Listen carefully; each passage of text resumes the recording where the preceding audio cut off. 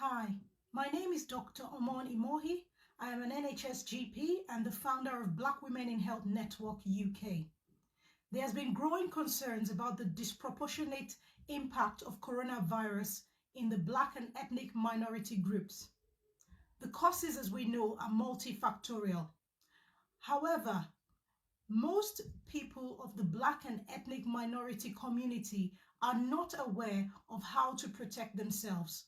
So we are speaking out to protect you. Most Black ethnic minorities are more likely to be walking around with an undiagnosed medical condition.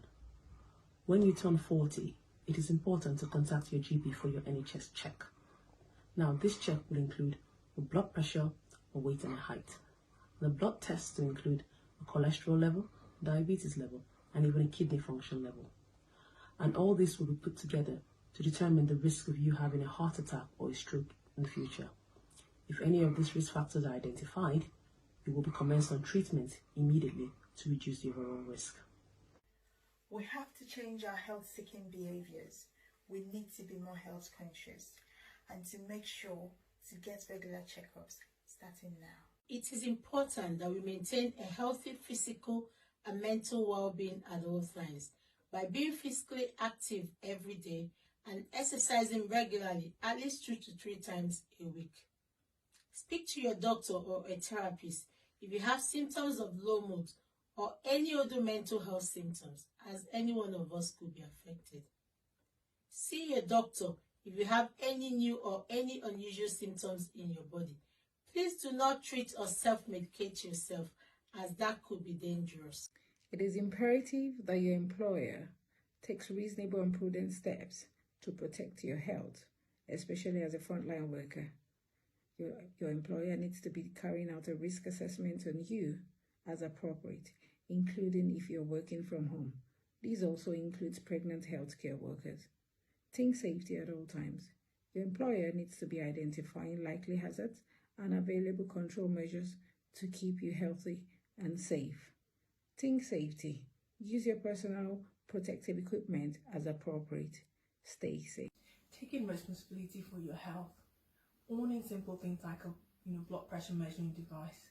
Being intentional about what we eat, what we consume. Engaging in physical activity. All this can significantly reduce the impact of severe COVID-19 and other medical conditions. Children can also have COVID-19, and while most of them will have quite mild symptoms and recover without a hitch, a very small number can become quite unwell. One thing to know is that children can present quite differently from adults, so they may not have the classic flu-like symptoms. They may have things like fever, mottled skin, diarrhea, or just be quite lethargic and generally unwell. So if you're worried about your little one, please contact your GP, NHS 111, or visit your local A&E department. If you are pregnant, you're over 70, and or have any chronic health problems such as asthma, COPD, rheumatoid arthritis, chronic kidney disease, or chronic liver disease, you are also at risk. We've heard scary things about the coronavirus and being diabetic, but does that mean that you should despair? No. You can take some precautions to keep yourself safe.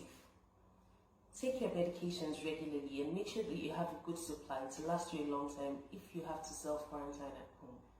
Make sure that you're checking your blood glucose levels and you're staying within acceptable ranges. At the first signs of any symptoms that you're unfamiliar with, contact your healthcare practitioner. Smoking is bad for your health. Passive smoking is when people smoke around you.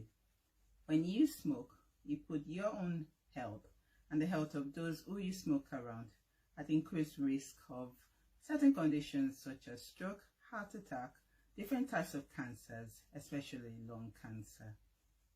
Smoking cessation services, also known as stop smoking services, are available all over the country. Vitamin D is very important for the functioning of our immune system. We get most of our vitamin D from the sunlight. However, the more melanin we have, the less you're able to absorb it from the sun. So it's no surprise that most of us will have inadequate levels of vitamin D. So during the winter months, make sure you take a supplement every day Or if you've been told that you are deficient in vitamin D, you need to take it every day. Self-care is an important part of everyday life. Now more than ever, we need to step up and take control of our health. You can manage minor illnesses and minor injuries at home, and your local pharmacy will have healthcare essentials such as paracetamol, aspirin, indigestion remedies, plasters and thermometers. If you have a long-standing condition such as diabetes or asthma, your local pharmacist can help you to advise and manage your condition. Please do remember to continue taking your regular medication. There are plenty of information sources in this season.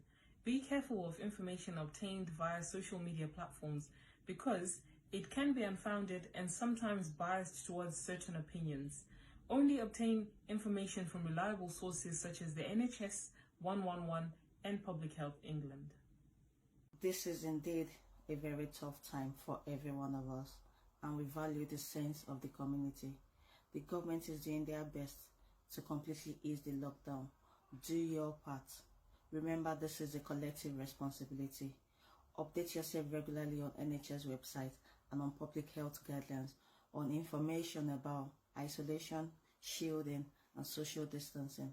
Tough times don't last, but tough people do. And together, we would eradicate this virus.